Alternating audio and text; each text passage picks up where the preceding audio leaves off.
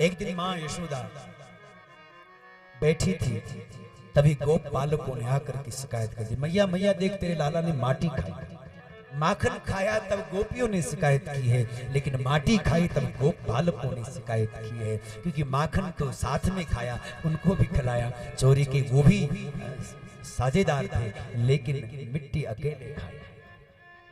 मानो वो शिकायत कर रहे हैं कि गोविंद तुम अकेले माटी खाए, हमको क्यों नहीं खिलाई। तो भगवान मानो कह रहे हैं कि तुम्हें नहीं पता, मैं आया ही हूं इस पृथ्वी पर भू पराग हरण करने के लिए, और दूसरा भूप राग हरण करने के लिए। भू को अलग कर दो तो पृथ्वी, और भू में जो पराग है उस पराग को, भू पृथ्वी में जो तत्व है, पृथ्वी में जो महत्व है, पृथ्वी का जो महत्व है उसको लेने के लिए आया हूं। इस पृथ्वी को श्रृंगारित करने के लिए आया हूं, इसको और सुशोभित करने के लिए आया हूं, इसमें जो श्रेष्ठता है उसको अंगीकृत करने के लिए आया हूं। लेकिन दूसरा अर्थ है भूप, भूप यानी राजा, राजाओं के अहंकार, उनके राग को, उनके अहंकार को नष्ट करने के लिए आया। जो कई प्रकार के राजा हैं, अपने अपनी तरह से सब राजा है अपने लिए। कोई अहंकार में राजा है, कोई विकार में राजा है, कोई किसी न किसी दोष में राजा, कोई किसी राज्य का राजा है। लेकिन भगवान कहते हैं उन भूपों के राग को हरण करने के लिए आया हूं, उनको निर्मल करने के लिए आया। माटी खाई गोविंद ने तो गुस्सा आया मां यशोदा, माखन खाया तब क्रोध नहीं आया, लेकिन माटी खाई तब क्रोध आया। कान पकड़ लिए मां यशोदा ने, कन्हैया। देवता लोग आश्चर्यचकित हो, कस्मान मृदम अदातात्मन भवान भक्षितवान रहे, भवान भक्षितवान रहे। और देखो कैसे मां यशोदा कह रहे हैं, कितनी शालीनता के साथ। कान पकड़े हैं, क्रोध है, लेकिन फिर भी क्या कहती, आपने माटी खाई। आप शब्द का, भगवान आप शब्द का प्रयोग, तू नहीं कहे। भवान भक्षितवान रहे, और क्या कह रहे हैं, अदांतात्मन। अदांतात्मन का मतलब है चटोरे।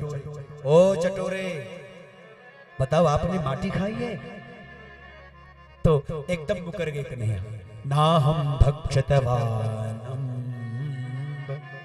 ना हमने माटी नहीं खाई। तो ये सारी तुम्हारी सखा लोग शिकायत कर रहे हैं कान्हा, तो कहने लगे कि मैया ये सब सर्वे मिथ्या विसंसना, सब झूठ है। तू सच जानना चाहती है मैया? हाँ, तो मैं तुझे उपाय बताऊं सच जानने का? बताओ, सच जानने का उपाय भी खुद ही बता।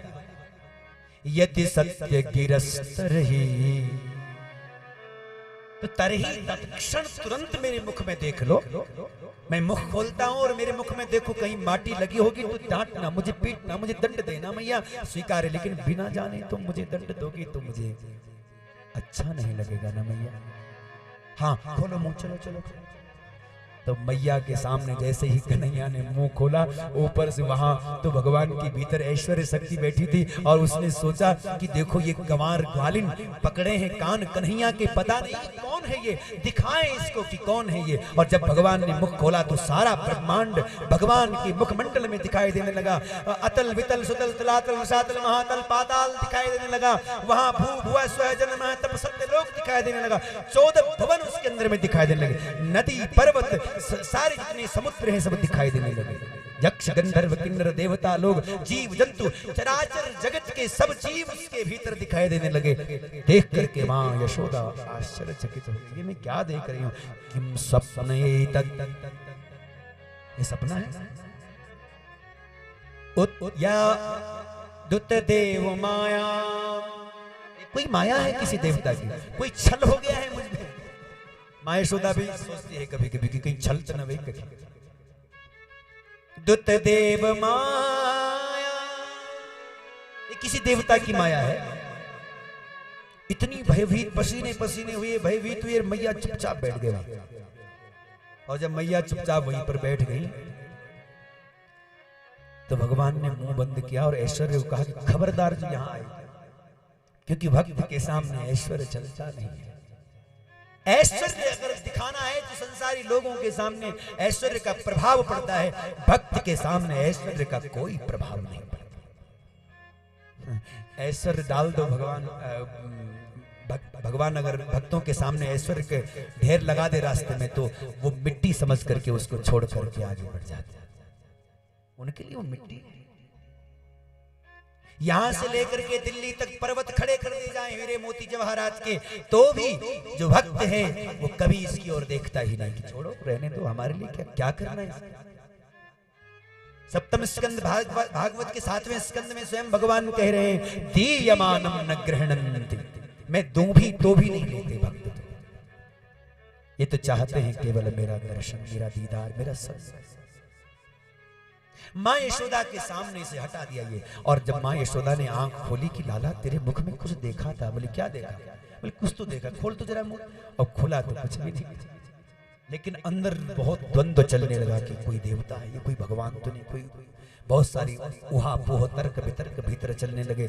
ये जब तक स्मृति थी तब तक ये भगवान को ठीक से निहार नहीं रही थी, जब तक ये भीतर जम गया था ये सब जो दृश्य था तब तक वो भगवान को ठीक से दुलार नहीं कर पा रही थी। और इसलिए मेरे ठाकुर ने कृपा करी, क्या माँ यशोदा के जो स्मृति में था सब नष्ट करा दिया, सब भुलावे लगा। सत्यो नष्ट स्मृति गोपी, सत्यो नष्ट स्मृति गोपी, सब कुछ भूल गई एक क्षण के अंदर में। यही तो लीला है ठाकुर जी की। और जब उसको याद कुछ दिलाना होता है तो तुम भूलना भी चाहो तो भी नहीं भूल सकते, और जब उसको कुछ भुलाना चाहता है अगर वो, तो तुम याद करने की कोशिश भी करो तो भी ना कर पाओ। डाल देता है वो भूल भुलावे में हम सब।